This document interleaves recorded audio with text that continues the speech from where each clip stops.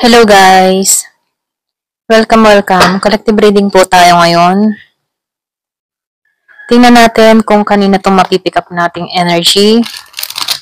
Be open-minded po, hindi po halos lahat makaresonate. Thank you nga po pala sa mga nagsusubscribe, sa mga bumabalik. Maraming pong salamat.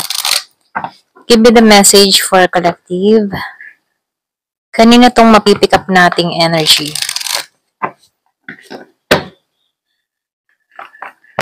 Give me the message. Kanina itong mapipick up nating energy.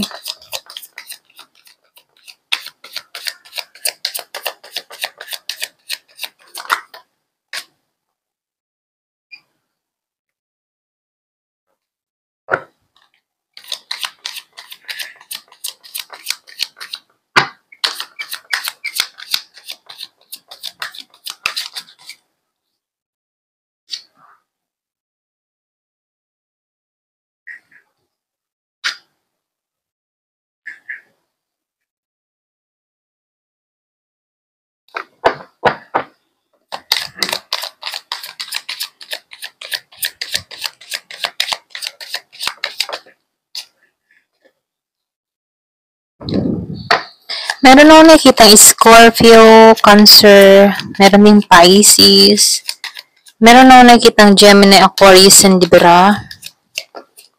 Meron din akong nakikita Virgo, Capricorn, Taurus. So, yun pa sa inyo, no? Meron dito nagmamanifest, merong hinihiling. So, andito siya sa moment na meron siyang gustong mangyari o marating dito. So, nakikitaan ko dito na meron kang makakamtan dito. Yung iba sa inyo nag-start or pwede rin nag-iisip ka dito ng panibagong plano. Meron ako nakikitang bagong simula dito.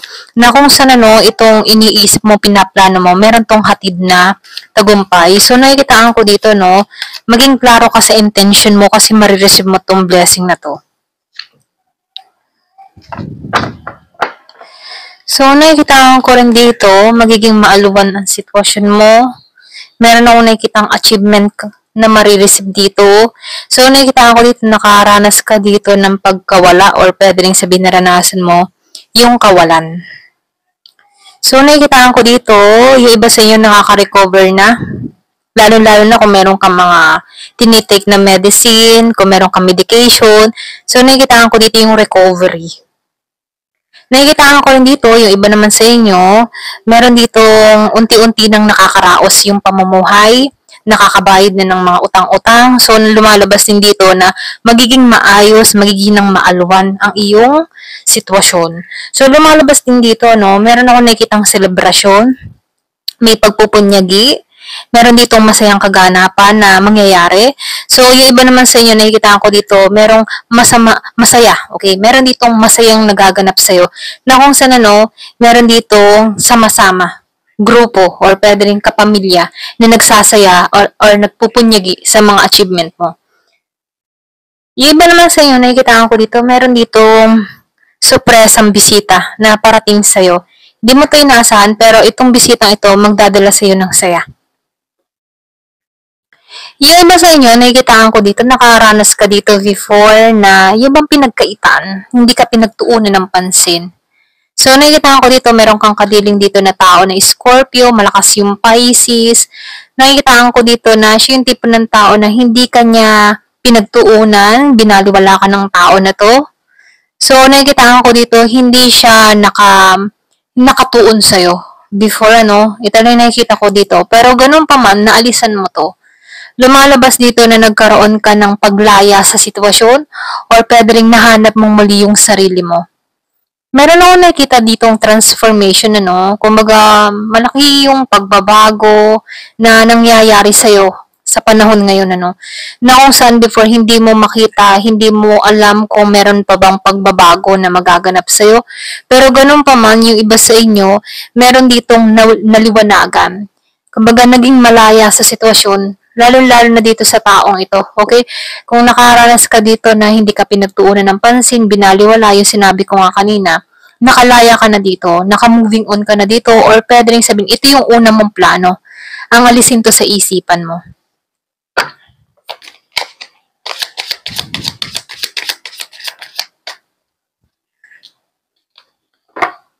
So, nakikitaan ko dito, meron kang na-achieve. Yung iba sa inyo, no, kung meron ditong taong ganito, meron kang na-achieve, meron kang nare-receive na blessing, biyaya. Yung iba naman sa inyo, meron kang napupundar. Lupa, bahay, sasakyan. So, nakikitaan ko dito, unti-unti mo nang nakakamit yung pangarap mo. Na kung saan, no, dati pinapangarap mo na, ngayon unti-unti mo nang nakikita. Okay? So, nakikitaan ko dito, malakas yung Taurus or pwede ring sabihin na ito yung gusto mo mangyari yung pagbabago. Yung iba sa inyo, nakikitaan ko dito na tapat kang tao, andun yung pagiging mong honest, lalo-lalo na pag ikaw ay nasa isang relasyon. Nakikitaan ko dito yung katapatan mo.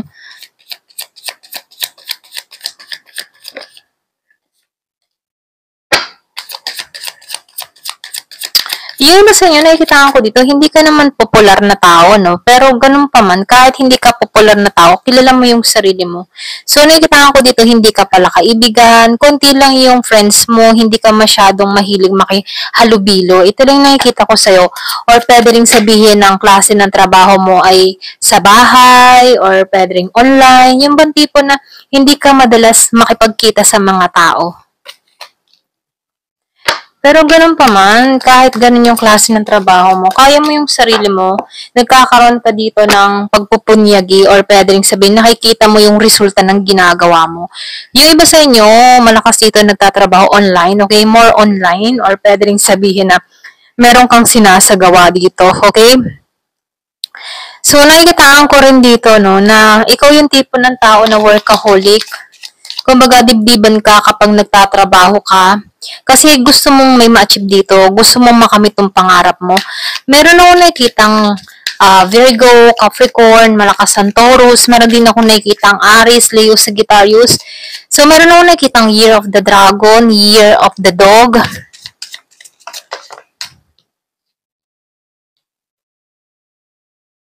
So, yung iba sa inyo, kaya dito, no, lumalabas dito, pinagtuunan mo na lamang yung sarili mong paglago, trabaho mo, dahil naranasan mo ditong i-abandona. Naranasan mo ditong iwan, or naranasan mo ditong lukuhin. So, yung iba sa inyo, ginusting, okay? Pero ganun pa man, kahit ginusting ka dito, hindi mo hinayaan yung sarili mo na may stuck sa sitwasyon. Yung iba sa inyo, hinanap mo dito yung ikabubuti mo. So, nakikitaan ko dito, yung iba nag-focus na lamang sa trabaho. Okay? Sa pag-unlad niya. Kumaga, ang kanyang mindset dito ay magpayaman, or pwede rin sabihin magtagumpay, ganon.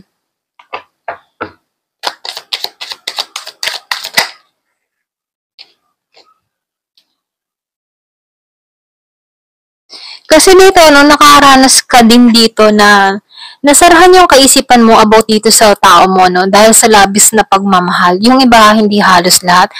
Meron ako nakikita ditong Pisces, so meron din ako nakikita ditong Libra, Gemini, Aquarius. Nakaranas ka before na kahit kita mo na yung mali ng tao mo, tinatanggap mo pa rin. Okay? Yung iba, hindi halos lahat. Or pwede rin sabihin ngayon, nararanasan mo ito. Kumbaga, kahit kitang-kita mo na yung panluloko or pagbibitray sa'yo, andun pa rin yung bukas palad mo para tanggapin tong tao na ito. Kumbaga, sinasarhan mo yung kaisipan mo dito about sa person mo. Dahil nangingibabaw dito yung pagmamahal. Pero ganun pa man, lumalabas dito, no, tinuturuan ka dito maging matalino sa decision mo. Okay? Tinuturuan ka dito na iklaro mo yung kaisipan mo. Huwag ka masyadong pabigla-bigla sa desisyon. Pero ganun pa man, isipin mo dito yung makakabuti para sa'yo.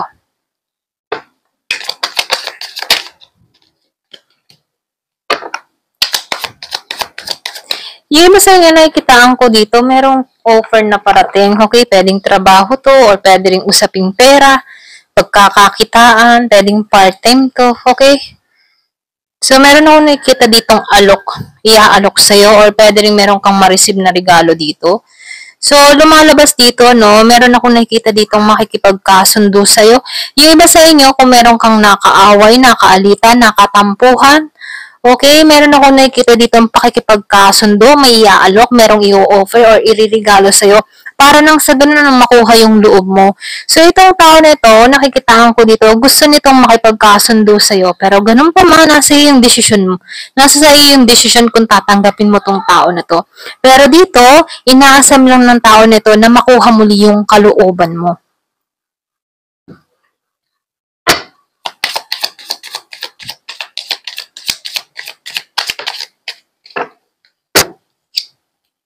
So, dito, no, nakikitaan ko dito, yung iba sa inyo nagpasya ka dito na wala nang simula, tapos na, tama na, pagod ka na, ganun. So, nakikitaan ko dito, hindi mo na rin to binibigyan or pinagtutuunan ng pansin. Ito mga nangyari sa'yo sa nakaraan. So, ito lang yung nakikita ko sa'yo. So, tingnan pa natin dito sa isang card kung ano yung mensahe sa'yo. Ay! Yan, hulog. Start na tayo. Give me the message.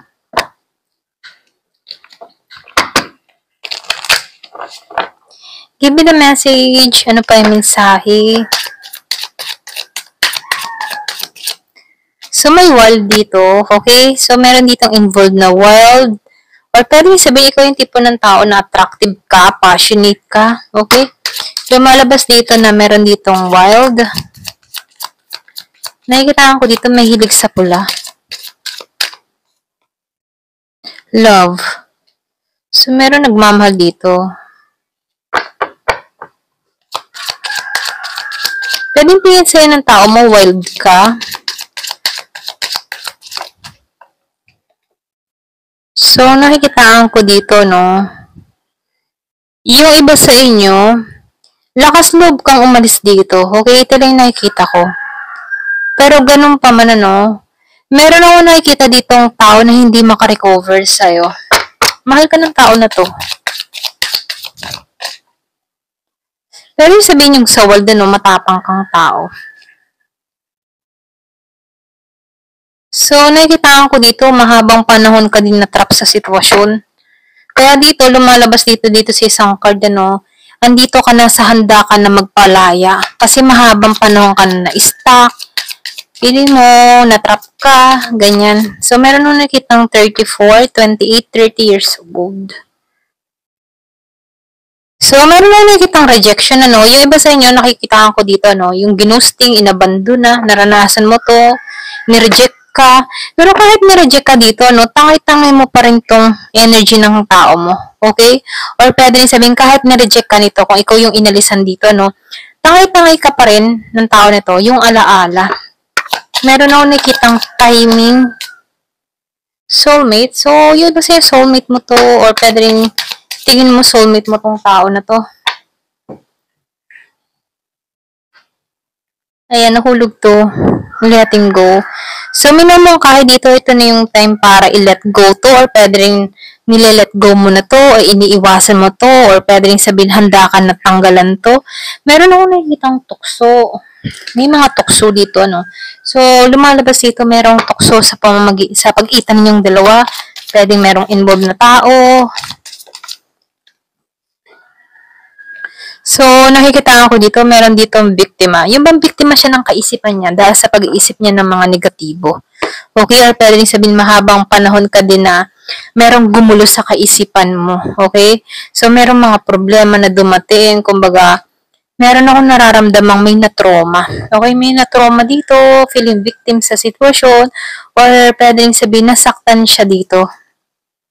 So, ito na nakikita ko, no, merong biktima, merong gumugulo, or pwede iba siya, merong involved na spell. Okay, meron ditong tuso, merong sneaky energy dito, merong ahas. So, nakikitaan ko dito, iba sa inyo, meron ako nakikitang involved na spell.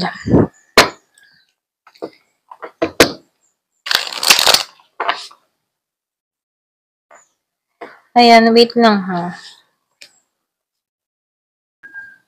Okay, tingnan pa natin dito sa card na to. Kung ano pa yung mensahe.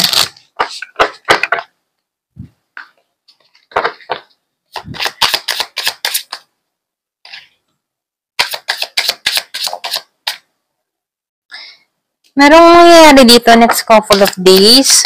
Pwede merong sorpresa. Merong 31. Pinanganak ng 31. I think ito ay sorpresa. May iba sa inyo, pwedeng magandang balita yung parating sa'yo. So, meron ditong May 19. Pwede merong maganap nitong May 19 or pwede meron pinanganak dito ng May 19. So, next moon, next new moon, merong mangyayari. Pwede rin sabihin sorpresa. Okay, may maganap May 19. So, nakikitaan ko dito, biglaan to. So, meron din ako nakikitang amazing. Merong amazing chemistry or pwede rin meron kang nakakausap na bago. So, meron din ako nakikitang sa panahon ngayon, no, medyo hindi pa, mabigat pa yung energy nyo dito. Okay, kung meron kang ka-dealing na pinanganak ng May 19 or pwede rin sabihin ikaw, kung ikaw tong si May 19, nakikita ko dito, hindi pa ito yung right timing para sa'yo. Okay? So, meron pa dito ang problema sa pag-itan ng person mo kung meron kang person dito, no? Or pwede rin meron kang sitwasyon na kinakaharap ngayon na medyo hindi pa align. Okay? So, lumalabas dito next full moon. So, pwedeng merong maganap ngayong next full moon. So, ito yung ano, kumbaga sinasabihan ka dito, kailangan mo ng time, maging patient ka. Kung meron kang gustong makamit, meron kang gustong marating, kailangan ay patient. So, sinasabihan ka din dito, it's time to let go. Ito na yung time para i-let go mo na yung nakaraan. Ito na yung time para i-let go mo yung tao na hindi nakabuti para sa'yo. Or pwede rin, ito na yung time para i-let go na yung sitwasyon na hindi na nakakatulong sa sitwasyon. Okay? Ito lang yung nakikita ko. Thank you for watching. Love and peace.